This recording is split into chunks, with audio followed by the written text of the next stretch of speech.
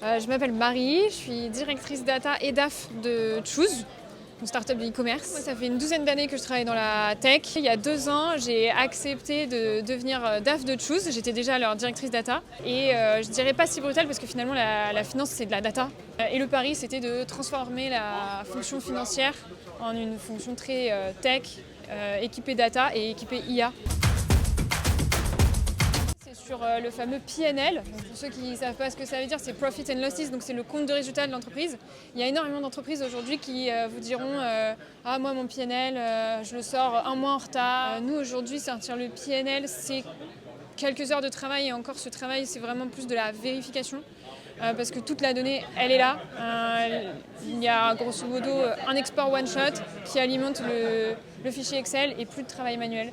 Ça, c'est une belle fierté parce que du coup, en termes de pilotage de l'entreprise, on a un regard hyper réactif.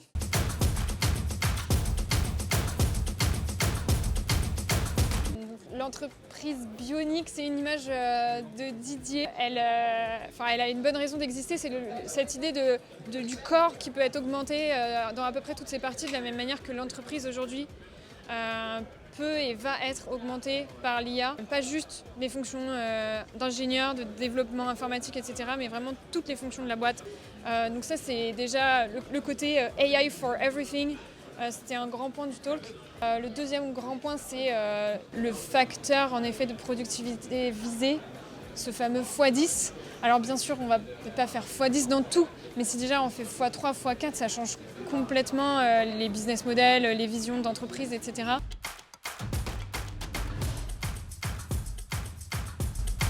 Didier, il parle justement de cette collaboration qu'on doit construire entre des personas humains, nous, et des personas IA. Et en effet, on n'a pas la solution. Enfin, en tout cas, moi, je ne prétendrai clairement pas avoir le modèle qui va nous permettre de bien gérer ça. Mais il y a une vraie réflexion à avoir sur comment on devient tous des managers d'agents IA. Mais il y a clairement un côté accélération avec les agents, où le context switching pour les gens qui travaillent avec beaucoup d'agents est super rapide. Finalement, ces IA, elles font ce qu'on leur demande de faire et elles tournent quand on leur demande de tourner. Donc c'est peut-être aussi à nous de revoir notre façon de travailler et de ne pas vouloir être sur 10 fronts en même temps. Maintenant, dans le détail, comment on va faire ça ? Je pense qu'il faut pratiquer pour trouver les bonnes recettes.